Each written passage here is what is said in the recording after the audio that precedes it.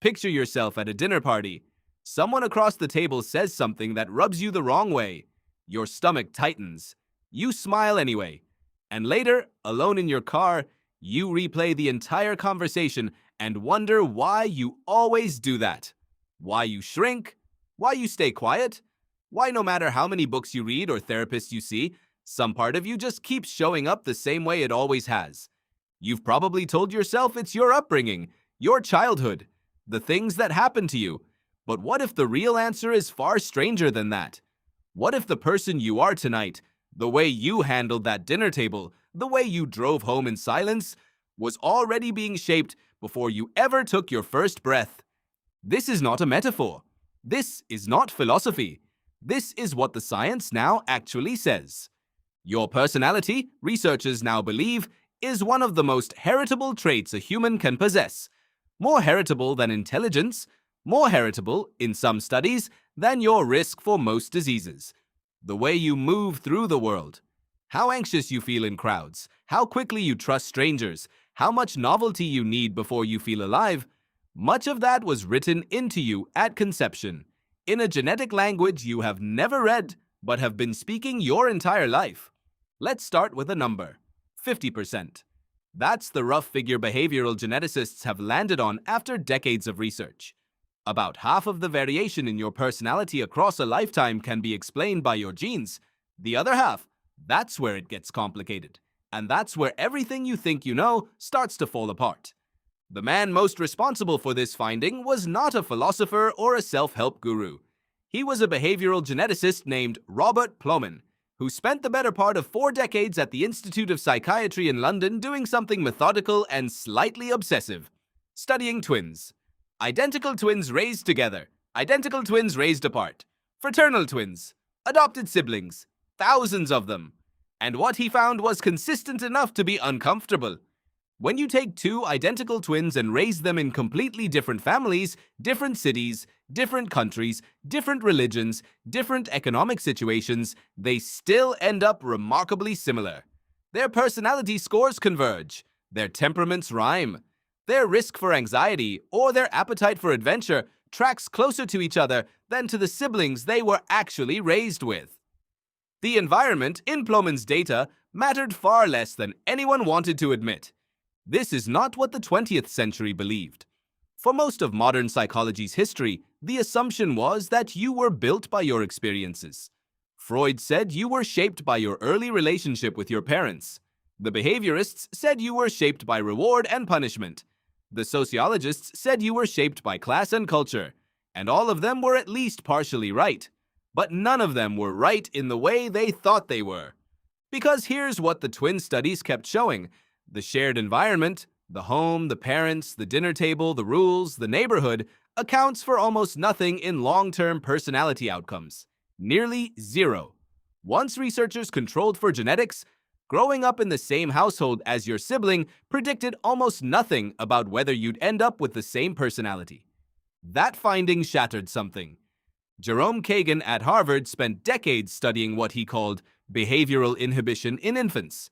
He would bring babies into a lab, babies young enough that culture had barely touched them, and expose them to novel stimuli, a stranger's voice, a mobile that moved unexpectedly, a smell they had never encountered, and some babies, at 4 months old, would arch their backs, kick their legs, cry loudly. Others would remain calm and curious, and Kagan followed these babies for years. The high-reactive infants, the ones who had kicked and cried in his lab, were significantly more likely to grow into cautious, anxious, inhibited children and adults. Not all of them, but the pattern held with a consistency that couldn't be explained by parenting alone. At 4 months old, before language, before memory, before the world had done anything to them, they were already themselves. Now you might be thinking, okay, but people change. You've changed, you've grown, you've done the work, and you're right. People do change in real and meaningful ways. But here is the distinction that researchers keep drawing, and it's a subtle one. Your traits can flex under pressure, but the underlying architecture, the way your nervous system responds to threat, the way your brain weights reward against risk, the way you instinctively relate to other people, That architecture seems to have been installed before the software of experience ever ran on top of it. The psychologist Thomas Bouchard spent 20 years running the Minnesota study of twins reared apart. He flew twins from across the world to Minneapolis, put them through a week of intensive psychological testing, and cataloged the results. The stories that came back were disorienting. Twins separated at birth who had independently chosen the same career, who had married people with the same first name, who used the same unusual phrase when they told jokes, who bit their fingernails in exactly the same way, who were afraid of exactly the same things. None of this is explained by upbringing. There was no upbringing in common. What they shared was a genome. But here's the part that makes this more than a curiosity about genetics. Because if your personality is largely heritable, and if heritability means it was passed down from people who lived before you, then who you are tonight is also, in some strange and literal sense, a solution. A solution to problems your ancestors faced. Problems that you will never have to face. Evolutionary psychologists call this the environment of evolutionary adaptedness, the period stretching back roughly 200,000 years, during which your genome was being selected, shaped, filtered, refined. Humans who were highly anxious in unpredictable environments survived long enough to reproduce. Humans who were extroverted and built large social coalitions had better access to food and protection.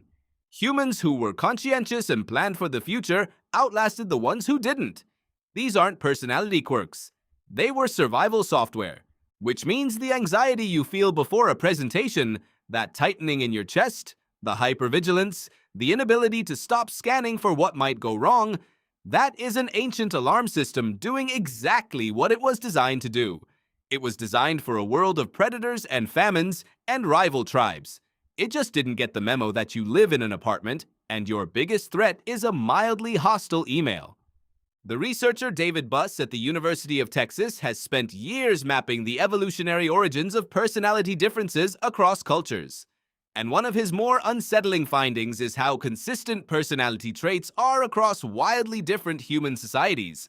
The big five personality dimensions, openness, conscientiousness, extroversion, agreeableness, neuroticism, show up in essentially every culture studied, from industrialized nations to remote hunter-gatherer communities with no contact with the outside world.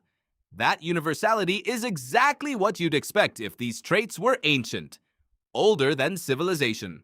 Older than language, almost. So what does this mean for you?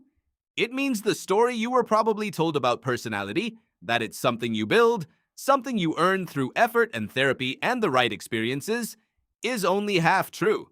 You can absolutely grow. You can develop habits that override instincts. You can reshape behavior through sustained effort. Neuroplasticity is real. Change is real. But the canvas you're working with was already primed before you arrived. The question is not whether you can change. The question is whether you've ever really looked at the canvas clearly. Because there's something quietly liberating in this, once the initial discomfort passes. If you've spent your life feeling like your anxiety makes you broken, or your introversion is a flaw to overcome, or your tendency to avoid conflict is a weakness you inherited from nothing, the science says otherwise. You inherited those tendencies from people who survived, people who made it, people who lived long enough to find someone, to build something, to have children who eventually had children who eventually had you. The dinner party version of you, the one who smiled and stayed quiet, that person isn't a failure of self-development. That person is carrying an ancient strategy, one that kept your line alive through famines and wars and ice ages and every catastrophe that humanity has ever walked through. You didn't choose your personality, but then again, neither did anyone who came before you. They were also born into it, shaped by selection pressures so old they predate the invention of farming. The trait traveled through time to find you, and the question worth sitting with isn't how to replace it. It's whether you finally understand what it was built for. Tonight, when someone at the table says something that rubs you the wrong way and your stomach tightens and you smile anyway, you're not doing something wrong.